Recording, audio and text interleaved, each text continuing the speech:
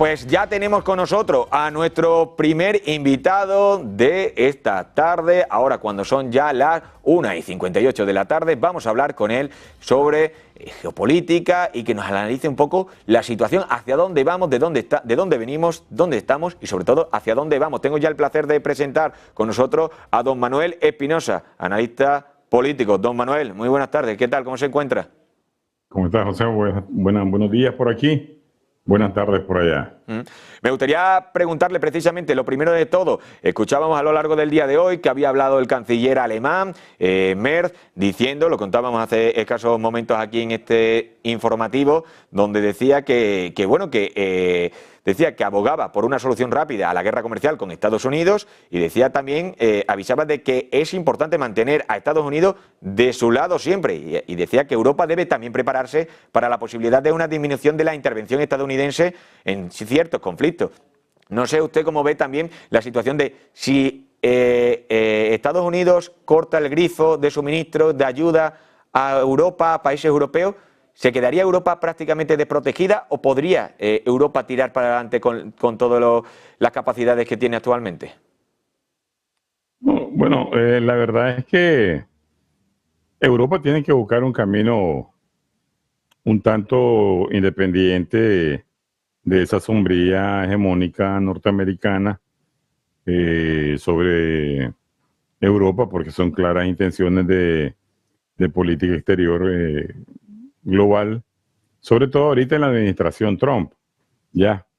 La lógica es buscar esa alianza, mejorar esos roces que vienen teniendo con Estados Unidos y en función de también buscar espacios de despeje de esa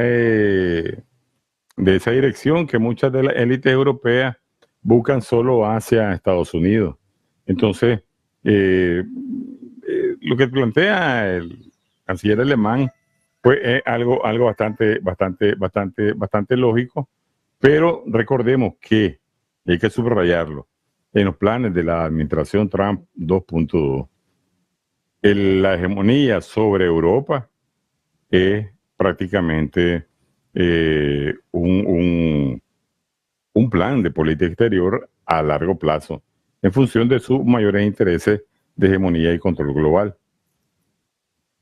Pues, don Manuel, permítame, por favor, que le interrumpa un momento y ahora le lanzo la siguiente pregunta porque hay una última hora que contar, que decirle a la gente que nos está viendo, y es la última hora pasa porque la policía danesa investiga a esta hora un paquete sospechoso en la embajada de Israel. Las fuerzas de policiales de las autoridades de Dinamarca se encuentran actualmente trabajando en la embajada de Israel en Copenhague, investigando un paquete sospechoso entregado a la embajada más temprano, la hora temprana de este día, según ha dicho la policía de Copenhague en una publicación en la red social X. La policía ha indicado que las calles alrededor de la zona de la embajada están acordonadas y ha enfatizado que no hay más información disponible por el momento, pero que se está trabajando para saber quién habría dejado ese paquete, por qué lo habría dejado y sobre todo si de verdad se corre cierto peligro con ese, como les digo, ese paquete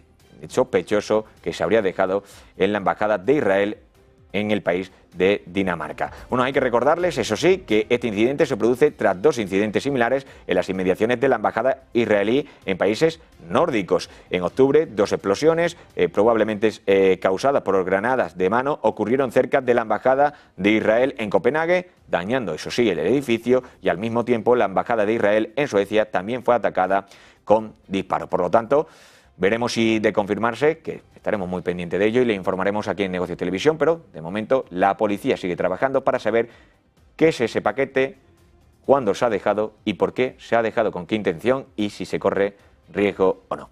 Bueno, pues vuelvo de nuevo con don Manuel Espinosa.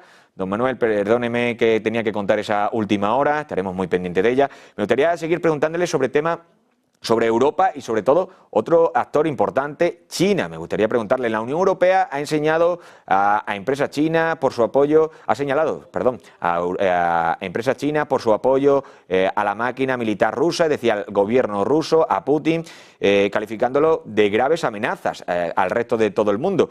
¿Cree usted qué impacto cree usted que tendría estas acusaciones en las relaciones geopolíticas que pueda haber ahora mismo entre Bruselas y Pekín?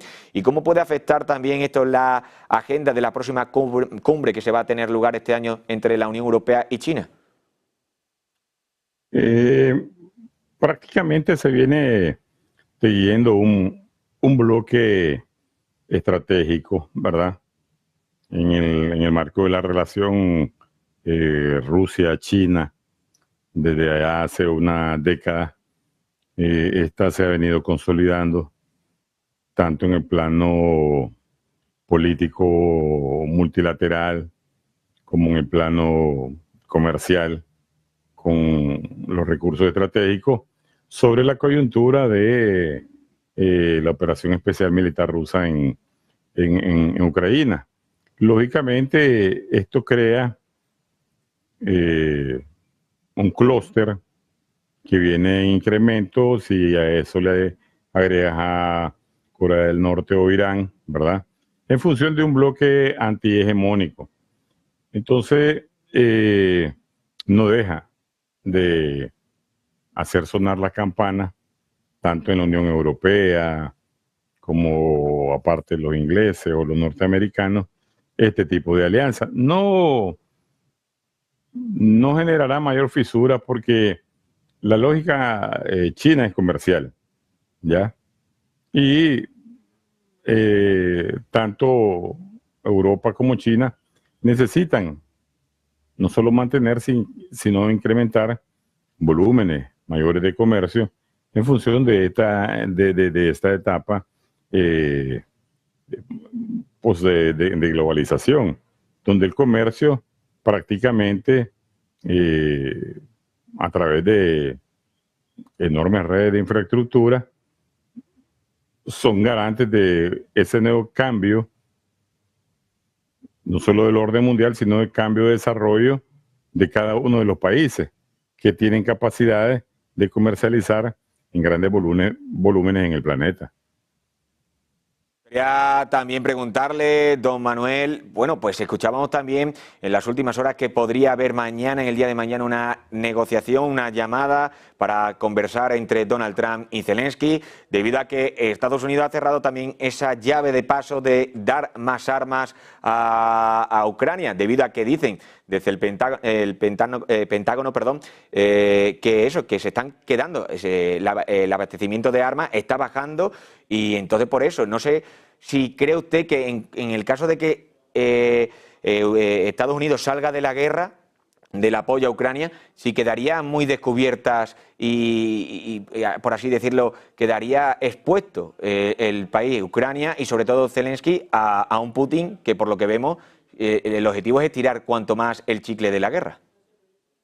Claro, porque Rusia va ganando la guerra, ¿verdad?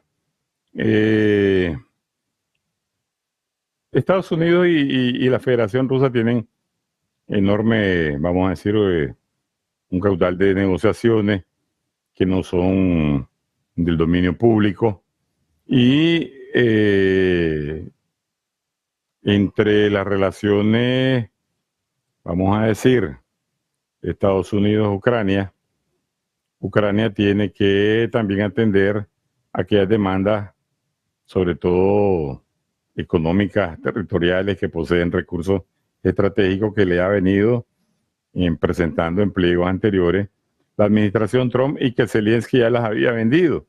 Pero por otro lado también, Estados Unidos hay que verlo como un hegemón independiente que no solo va a estar a la voluntad y obedeciendo los planes, por ejemplo, de esa guerra que activó o obligó a activarse en el 22 Inglaterra a través de los mecanismos de la OTAN en el tablero ucraniano, donde tuvo que meterse Rusia ¿ya?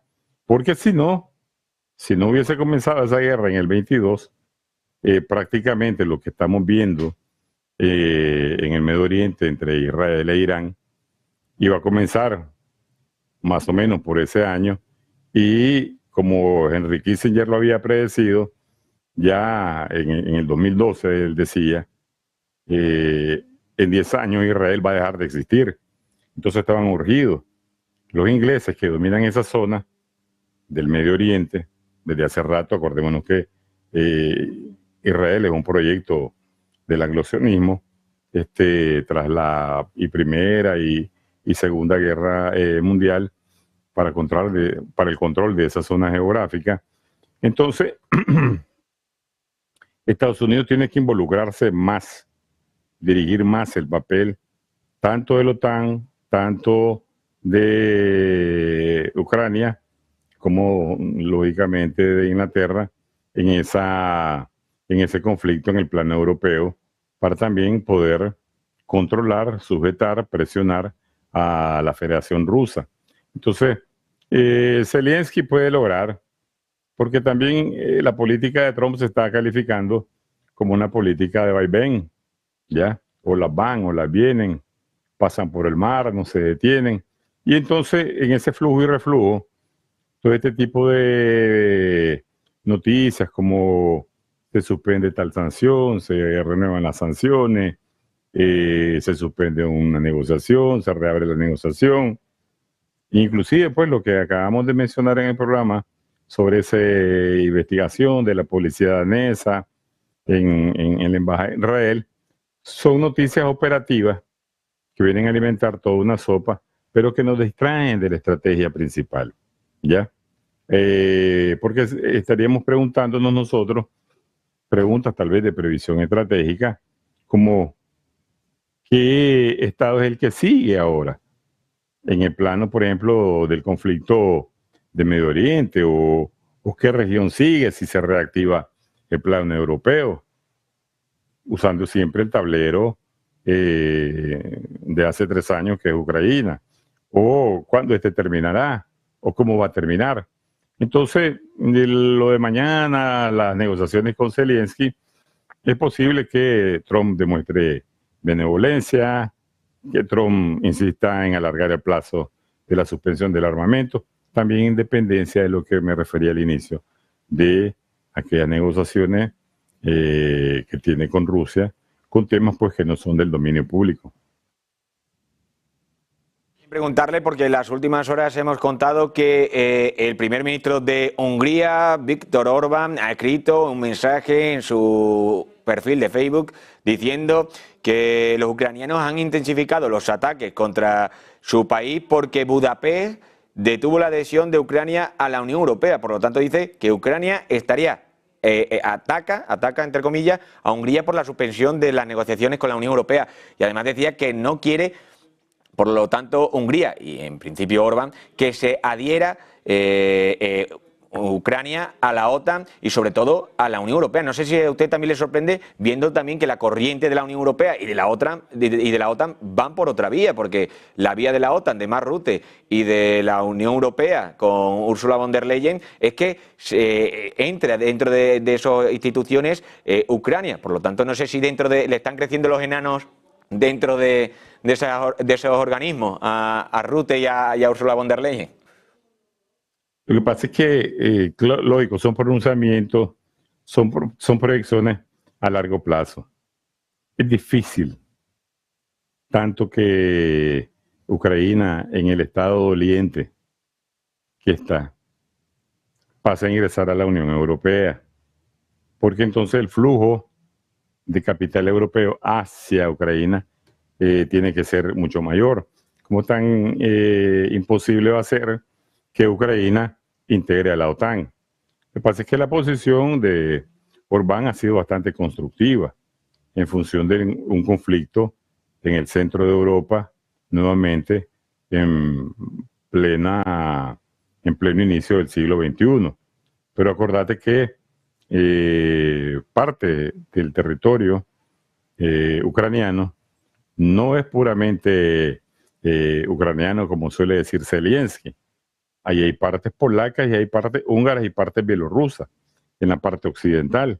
Y entonces, con mucho recelo, Zelensky ha visto las relaciones que ha tenido tanto Orbán, Hungría, con la Federación Rusa, en función de que al final de la destrucción de Ucrania como Estado, ¿verdad? Parte de sus territorios le retornen a Hungría, porque hay territorios donde prácticamente no hablan ni ruso ni ucraniano, hablan húngaro. Entonces, claro, ese tema de que si Orbán está tratando de impedir que Ucrania entre a la Unión Europea, pues es un tema un tanto fachada, ¿verdad? Para también incrementar los temas operativos en ese pastel de análisis coyuntural permanente que se está haciendo. Quería también preguntarle, don Manuel, por el conflicto de Oriente Medio. Conocíamos en las últimas horas, bueno, pues se decía que Estados Unidos e Irán podrían reanudar conversaciones nucleares la próxima semana. Me gustaría, por tanto, preguntarle por ello.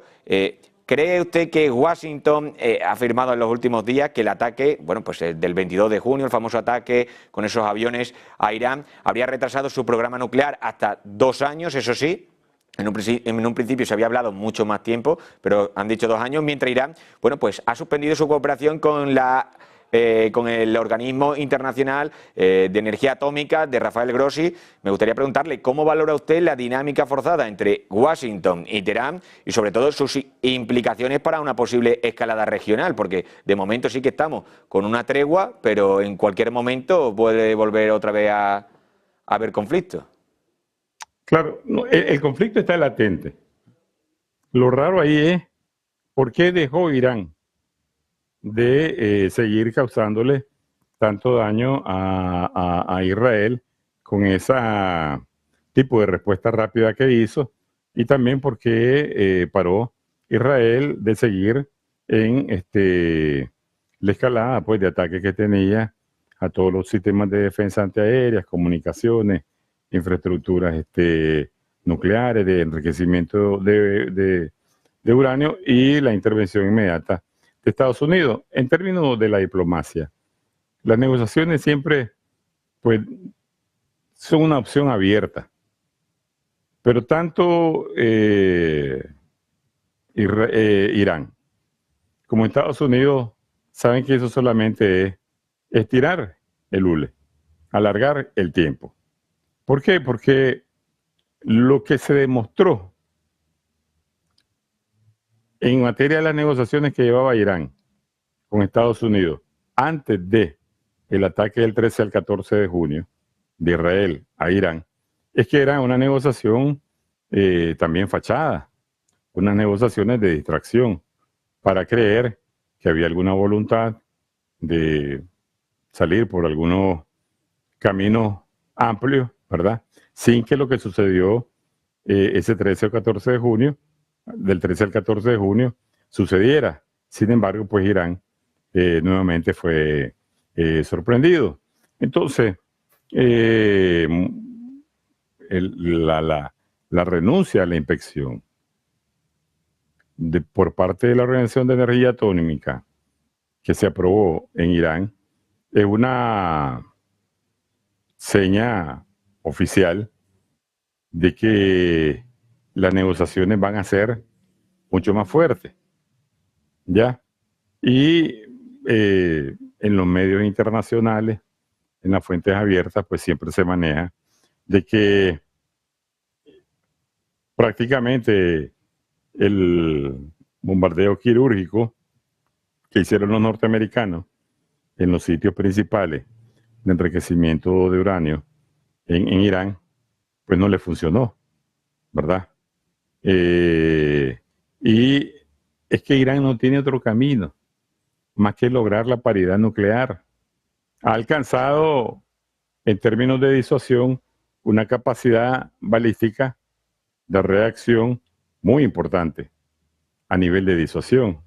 Pero mientras no tenga Irán la misma capacidad nuclear que tiene Israel, que decimos que es de 80, 90, otros hablan hasta de 200 cabezas nucleares, Irán no va a estar tranquilo, no va a estar seguro.